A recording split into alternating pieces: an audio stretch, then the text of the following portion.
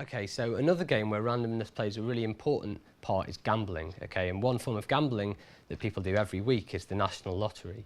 Okay, so have any of you guys ever played the National Lottery? No, I should hope not, because you're not old enough. That's good.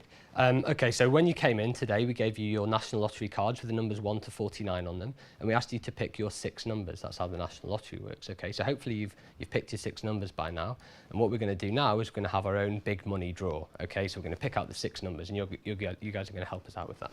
Okay, so if you'd like to help us pick out the first number tonight. Thank you very much. Okay, so our first number out tonight is number 17. Okay, if you want to help us pick out a second number, please. Fantastic. If you want to give it to Helen. The second big money number tonight is number 29. Okay, great. If you want to pick out our third number for us, please. Fantastic.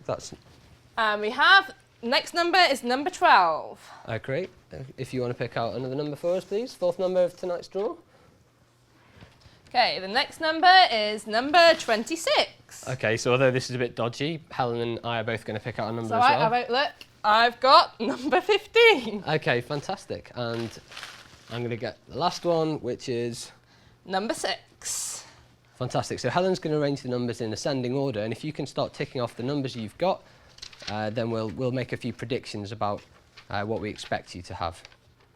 Okay, so our numbers today are 6, 12, 15, 17, 26 and 29. Okay, so if you can start ticking those off, let's thank Helen for being our glamorous assistant today. Fantastic. Excellent. Okay, so what we're going to do now is use the ideas of probability and chance and make a few predictions about how many numbers we expect you guys in the audience to have matched. Okay, so I'm going to make a prediction that about half of you will have matched no numbers at all. Okay, so if you want to put your hands up to start with, if you didn't match any numbers, then you can put your hand straight back down. Okay, so that's good. So about half, well, exactly half of the audience have matched at least one number. Okay, I'll make another prediction that about a quarter of the audience should have matched 2 or more numbers. So if you only matched one number, then if you can put your hand down now. Okay, so that's really good. So it's worked out quite nicely in this case. We've got exactly 1/4 of the audience matching 2 numbers. Did you manage to match 3 numbers? No, okay, so you can put your hand down. That's not really surprising because in order to match 3 numbers, you'd have to play the lottery on average for about a year. So it's a 1 in 57 chance of matching 3 numbers. And for 3 numbers, you win £10. So it's not great return on your money. You have to pay £1 each week for 57 weeks in order to get £10 back. So it doesn't seem great. Obviously, no one matched 4 numbers, and that's, again, not surprising because the chances of matching 4 numbers are about 1 in 1,000. So if you start playing the lottery when you're 16, you have to play until you're 36 for a period of 20 years until you might expect to match 4 numbers. 5 numbers is even more unlikely. You might have to play the lottery for 1,000 years in order to match 5 numbers once on average. And 6 numbers, like we said before, is really incredibly unlikely. It's 1 in 14 million. Okay, so the chances of me dropping dead during this presentation are probably higher than the chances of you guys having matched 6 numbers in the presentation.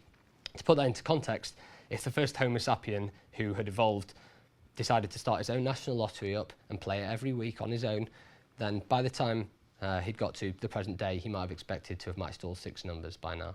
Okay, so can I ask now, did anyone put down 2 consecutive numbers as their choices on their card? 2 numbers like 36, 37 that are one after the other? No?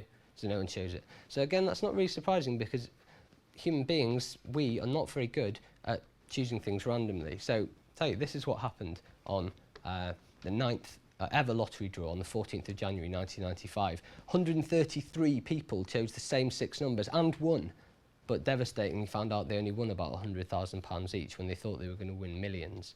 So the reason is they chose these numbers. Can anyone see anything special about these numbers?